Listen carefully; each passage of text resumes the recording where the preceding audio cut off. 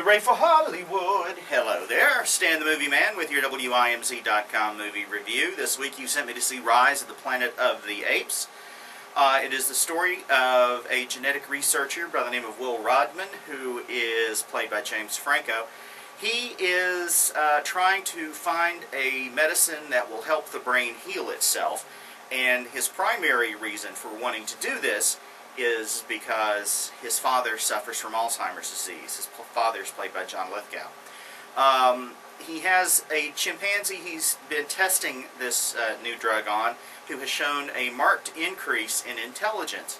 And he wants to move forward with human trials of the drug, but on the day he presents the idea to the board of directors of Genesis, the company that he works for, the chimpanzee he has been working with goes crazy and breaks through a giant glass wall into the boardroom where they're having the meeting and ends up being shot by security.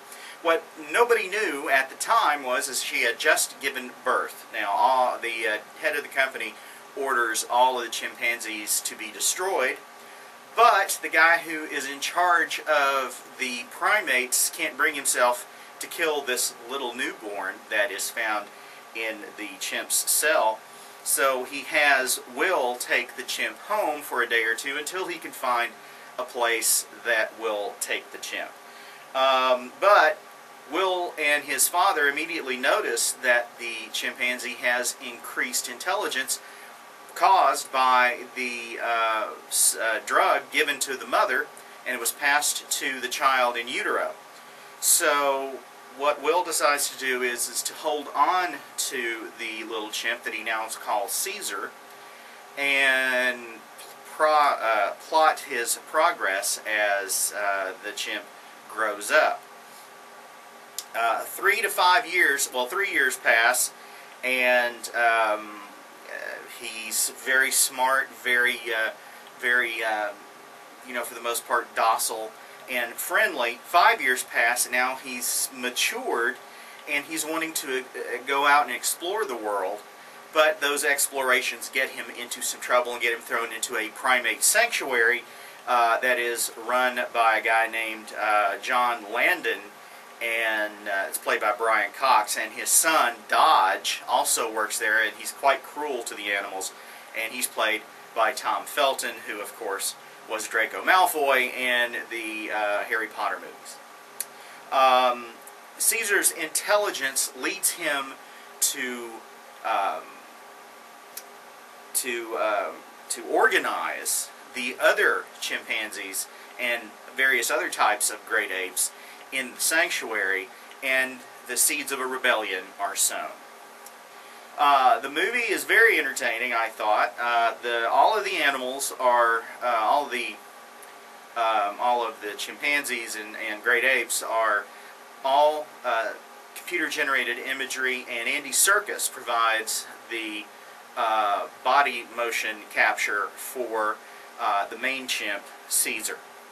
And most of it's done very good. Some of the CGI gets a little flat-looking, very kind of artificial looking in some spots, but for the most part, the chimps and apes all look quite convincing, and the interaction with the humans, the live-action people, is done very well.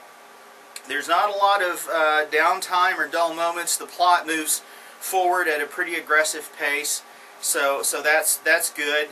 There were a few leaps in logic here and there, and a little ignoring of some obvious solutions, if you will, to the problem that could have prevented a lot of damage and bloodshed, at least on the human side.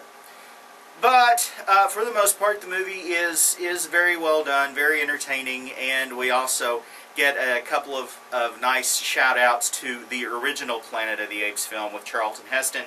We see Heston very briefly on a TV screen in a short clip from the movie, and there is the most famous line from the film is uttered at a very pivotal moment and is met with a surprising response. So, I would highly recommend you go see the movie, especially fans of the original series, because I believe this is a nice reimagining of it.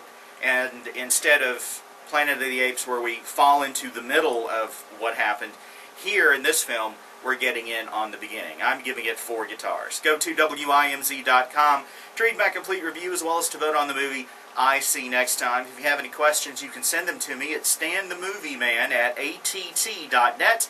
You can also follow me on Twitter @MovieManStan. Till next time, see you.